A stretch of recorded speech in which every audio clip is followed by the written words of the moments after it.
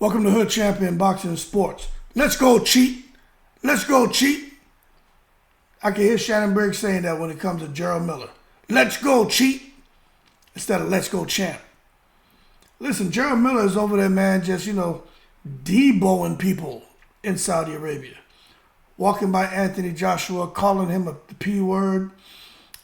Just being himself, man. And I'm going to tell you, for me, a lot of it's entertaining. But at the same time, it's like, there's good to having him in boxing. There's good to having him on the fight card. But then there's some bad to having him on the fight card. Because it's got to take everything in Anthony Joshua not to lose his cool and put his hands on this guy. This guy keeps calling him the P word when he walks by him. When he's in his face, he says he smells the P word. And he's just terrorizing AJ. And this is his way of trying to get a fight with Anthony Joshua because he knows if he fights Anthony Joshua, he's going to make a whole lot of money. But I just don't think Mr. Let's Go Cheat is using the right approach to securing a fight with Anthony Joshua. Now, for those who've been sleeping underneath the rock, Jarrell Miller had a fight lined up with AJ to make, I think, on the low end, like a $5 million purse. And anyway, he tested, positive for some banned substances. Now, he's over there because he doesn't know how to listen a whole lot and talk very little. His whole thing is talking a whole lot and listening very little. So he's over there in Saudi Arabia just talking and talking and talking. And in one of his interviews, he was talking about how a lot of people in boxing and even the fans, they don't know about therapeutic use exemptions. Where he was talking about these TUEs and saying basically that in some situations, there are a lot of fighters and athletes as a whole that may have a condition or an illness that requires the use of medication that's listed when it comes to the World Anti-Doping Agency's prohibited list. And he says when that's the case, whether it's something for asthma, something for high blood pressure, or whatever. Excuse me, right? He says USADA can grant a therapeutic use exemption in these situations in compliance with the World Anti-Doping Agency International Standard for therapeutic use exemptions. So the reason he was talking about that is because, of course he's being questioned about what he went through. And he keeps coming out saying there's going to be a time and place for him to divulge what was found in his system, what actually went wrong. But he said he just wanted to underscore that he did not use any steroids. He was like, people are just creating things for content. He wasn't using any steroids. But what he did have in his system was a banned substance. He said, however, if he would have known if you would have known the protocol on pursuing the TUE therapeutic use exemption, he wouldn't be in the position that he was in because the stuff he was taking were things, and this is where it was a little gray, a little sketchy, but it sounded like what he was suggesting, that the multiple substances, banned substances found in the system may have been something that he required to use. He just didn't get those things approved by USADA.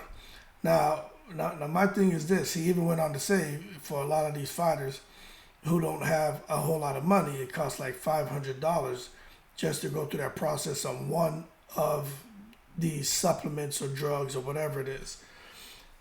So when you listen to him, man, these days I don't know what to believe. But all I'll say is he had something in his system he wasn't supposed to have in. Right? So that was for AJ.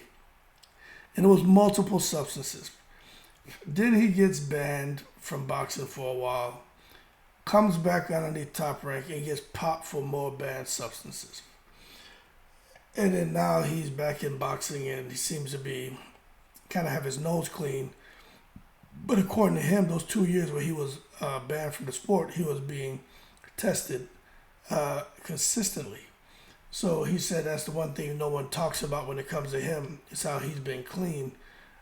He was clean during those 2 years where he was banned, and he's been clean since he's been back. But they want to focus on the negative. And my thing is this: listen, nobody made this stuff up. You know, it was your doing. Okay, this is called self-incurred misery. You created your own misery. You know what I'm saying? And I just think he should stop talking about it. I mean, there's nothing, and if you disagree, leave it in the comments. There's absolutely nothing that Jarrell, Big Baby Miller, let's go cheat. There's nothing he can say to make anyone change their opinion about him. Now, me personally, man, I think it's good to have him in the sport of boxing, man, because of his personality. I personally like him, but when it comes to this whole thing about cheating, let me tell you something, man.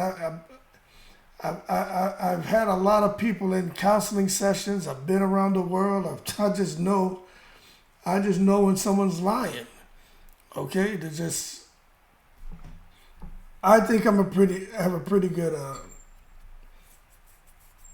I think I'm qualified.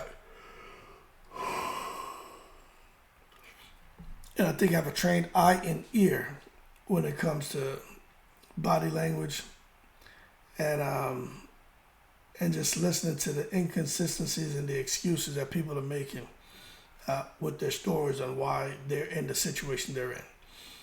But that being said, he's over there, I mean, just really bullying, what's his name, Anthony Joshua. He was interfering with Daniel Dubois. He's not really messing with Wilder. He keeps saying something about how, you know, Wilder's the only other American. But I think he knows he's kind of crossed the line, the stuff about Deontay Wilder and his wife. You know, I just think there's some things, you know, the women and children are off limits. Fighters, hey, whatever. They want to go at each other, insult each other, and act like animals. I mean, they can do what they want. This whole thing about the wife, I just think that's off limits. Parents, wives, you know, I just keep the insults and the attacks, you know, on your opponent. But that being said, some people have an opinion about him, and they say, hey, he's the worst thing they should have brought back. They should have left him where he was at. He didn't. He doesn't deserve this few $1 million that he's going to make. And my understanding is, if Jarrell Miller wins this fight, he's coming. I think all these guys have like a 2-fight deal. Is what it sounded like. Everybody, if they fight and they win, or even if they lose, they still are expected to come back and fight again. All part of the Riyadh season. So expect to see Jarrell Miller some more. Expect to see all these guys in that fight card to return to the ring unless they get hurt or injured or something. But winner and loser, expect to see them fight, you know, a couple of times out there in Saudi. And something else I should save it for another video. It sounds like Deontay Wilder, according to him, he may be getting $14 million to fight Joseph Parker.